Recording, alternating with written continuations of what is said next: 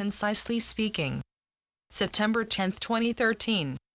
It is only natural, dear ones, that when you choose to be friends with someone, you chose those who have similar interests. This kind of selection can also be used when someone is speaking to you. Are they speaking in soft, slow tones that are understandable? Are they going too fast, or do they seem frustrated? When someone is speaking to you in soft, gentle tones, it is essential to regulate your own speed that your words are being expressed and with a similar tone. When the energy changes with who is speaking, so does yours. You are encouraged, dear ones, to develop your communication and speech. Improving your ability to speak without causing harm and being understood by what you are saying will help to increase positive energy within your current relationships, as well as the improvement on how you deliver your words will also increase your self-esteem and confidence. Remember, dear ones, in order to improve how you verbally communicate, you must be aware that there is a need and that you are willing to make the necessary changes that will improve the quality of your speech, and by making better choices on the vocabulary used to express what it is you are trying to say. It is well understood, dear ones, that how you choose to interact and to verbally communicate with others is a contributing factor that affects all areas of your life. From how you present yourself, and by the words you choose when conversing with other dear souls, regardless if it's personal or professional, can easily increase your relationship or bring further harm. All it takes is one misplaced word, or your tone of voice doesn't match what you are trying to imply, and what can manifest quickly is misunderstanding and, depending on the circumstance, hostility.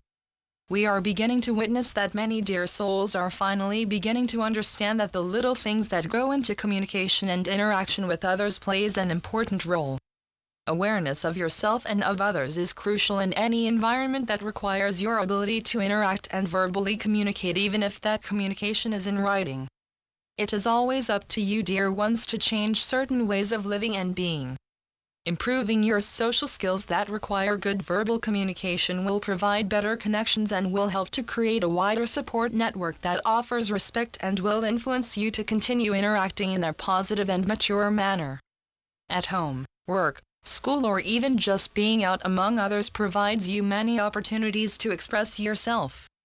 We encourage you to be friendly, smile when greeted and spoken to, and when exchanging in conversation have your tone of voice set at friendly.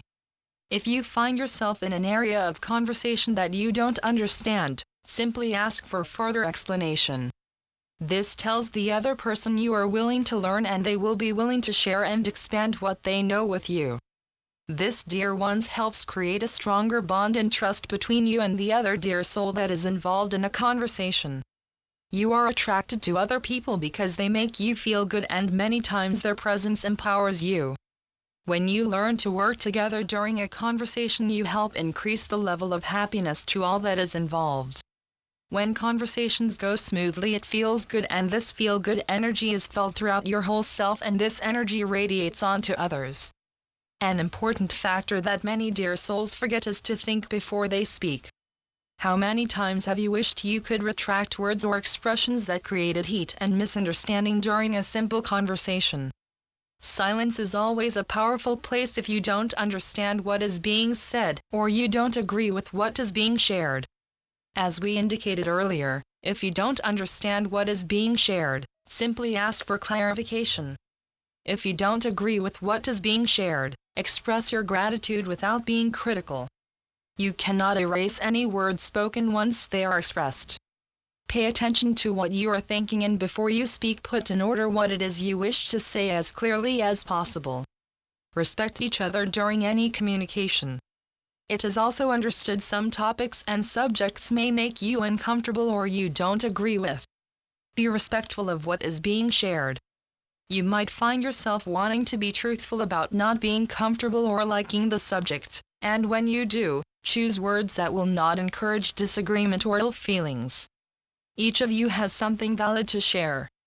Demonstrate kindness when being presented with new information, and open yourself up to the possibility that what is new is nothing to be afraid of. You never know, what you may not agree with today, you may find yourself looking at tomorrow. As you speak, it is important, dear ones, that you know what you are going to say. Speak clearly and effectively. The clearer you speak, the less time and energy you will spend trying to explain what you are attempting to share. Many dear souls don't like to speak directly. They wander and speak around what they are trying to say, which brings many times frustration and misunderstanding. If you are uncomfortable with speaking to others, even within written format, then ask yourself what would be the best way you can verbally communicate with others that clearly demonstrates what you are trying to say. If you are speaking unclearly, then your message will be taken unclearly. We know you have experienced many kinds of communications and have had many conversations. Some people just like to talk. When you are having a conversation, it is important to remember that, like a relationship, a conversation requires an equal supply of give and take. It is essential that all that is involved with the interaction and verbal communication is given a chance to speak. No one likes to feel left out, especially if they have something valid to add. During a conversation, no one is dominant. Each person is equal and needs to remember they share equally. We know you have heard of the importance of being your authentic self. This couldn't be any truer when you are in a conversation with someone. The other person will know if you are being genuine or not. When you speak from the heart and choose your words well each time, you discover you have attracted other people like yourself that are real and not dense. Be modest when sharing your perspectives, while giving others that are involved in the conversation with you respect and kindness. The more you practice kindness and clarity in your conversations, the more you show others your true and authentic self, and we already know how beautiful this is. When you interact with others in a positive manner that enhances your relationship and inspires good feelings, you are demonstrating God's presence that is working within you. Be confident when you speak. When you speak with confidence, even in writing, you demonstrate an appreciation in your own abilities and efforts. When you choose proper words that don't hinder your relationship building opportunities and use a steady and nice tone of voice, your confidence rises, and when your confidence is raised, you will be able to make eye contact and provide positive nonverbal communication. Making eye contact during a verbal conversation when you have the person beside you is essential and helps the speaker to determine that you are interested, paying attention, and most importantly, listening. Your body language is read by what your voice is not saying. Are you fidgety? Do you refuse to make eye contact? Is your mind elsewhere, etc.? These and others can be read by the speaker through your body language and is called nonverbal communication, and it plays a significant role in communication. When you are gifted with the opportunity to converse with another dear soul, remember the importance of being concise. Get to the point of what you want to say. Yes, it is important to think before you share what is on your mind, and when you are expressing yourself, be courteous, respectful, and with as few words as possible. Don't exaggerate what you want to say. Colorful adjectives don't help your conversation, they only make it take longer to be understood. Learn how to speak in a respectful and courteous manner while at the same time being able to express the point you are trying to share. One thing we cannot stress enough, a major factor in any conversation is developing the skill and art of listening. Not just looking at the person who is speaking, but being an attentive listener. Be focused on what is being said and not to jump to conclusions. Ask questions, and become informed and more knowledgeable through each conversation. Be sincere when someone wants to talk to you, even through written communication. If you are unwell or having a bad day, then share this with the dear soul who wishes to talk with you. Communication, dear ones, in order to be effective, requires all that is involved to pay attention. There is always a message within the message. It is up to you to teach yourself to listen to both without interrupting. Remember to ask if you are unsure. Repeat what is being said with any questions, as this demonstrates you were paying attention but require clarification in certain areas. Don't assume, ask. Really understand, dear ones, your words have power. They are the most powerful thing you have.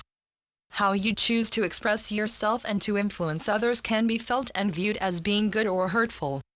Communicating with others is a daily challenge, but is one that can be met and overcome if you are willing to take the necessary steps that will bring in change to this important area that affects all relationships, current and new. Ask for guidance from our loving Father to support you and to guide you to strengthening this important and valuable asset. He will not turn you away. Speak from your heart and trust in His direction. And so it is. I am Ascended Master, El Morya through Julie Miller. spiritualnetworks.com